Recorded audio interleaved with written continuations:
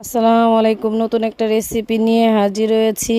আজ বানাবো কাঁঠালের বিচির কাবাব। কাঁঠালের বিচির সাথে এক পিস মুরগির মাংস সিদ্ধ করে নিলাম। সিদ্ধ করে রাখা কাঁঠালের বিচিগুলো বেটে নিব, হালকা করে বেটে নিব। বাটা হয়ে গেছে, এখন এগুলো তুলে নিব। মাংসের টুকরোটা পাটাতে দিয়ে হাড্ডিগুলো আলাদা করে ফেলবো। এখন মাংসটাকে ভালো করে বেটে নিব।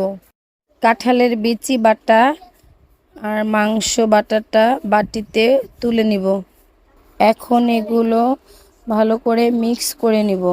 1 কাপ চাউলের গুঁড়ো দিব, আদা রসুন বাটা দিব 1 টেবিল চামচ, কিছু কাঁচা মরিচ কুচি দিয়ে দিব, পেঁয়াজ কুচি দিয়ে দিব, সামান্য কিছু রসুন কুচি দিয়ে দিব, ভাজা শুকনো মরিচ দিয়ে দিব 2টা, লবণ দিব স্বাদ মতন, হলুদের গুঁড়ো দিয়ে দিব 1 চামচ, জিরের গুঁড়ো দিব 1 চামচ, সামান্য কিছু গোলমরিচের গুঁড়ো দিব। 1/2 কাপ তেল দিয়ে ভালো করে মেখে নিব। সবগুলো উপকরণ ভালো করে মিক্স করে নিব। ধনের পাতা কুচি দিয়ে দিব, দিয়ে আবারও ভালো করে মিক্স করে নিব।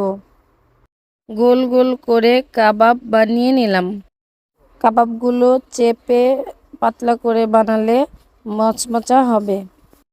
কাবাব ভাজার জন্য রেডি। পরিমাণ মতন তেল দিয়ে দিলাম। তেল গরম হয়ে গেছে, কাবাবগুলো দিয়ে দিব। মিডিয়াম জালে ভেজে নিব যাতে পুড়ে না যায়। একটা একটা করে সবগুলো কাবাব উল্টিয়ে নিব। লাল করে ভেজে তুলে নিব। কাবাবগুলো দেখতেও যেমন সুন্দর, খেতেও তেমন সুস্বাদু। ভিডিওটা ভালো লেগে থাকলে লাইক কমেন্ট শেয়ার করে দিবেন। ধন্যবাদ, ভালো থাকবেন।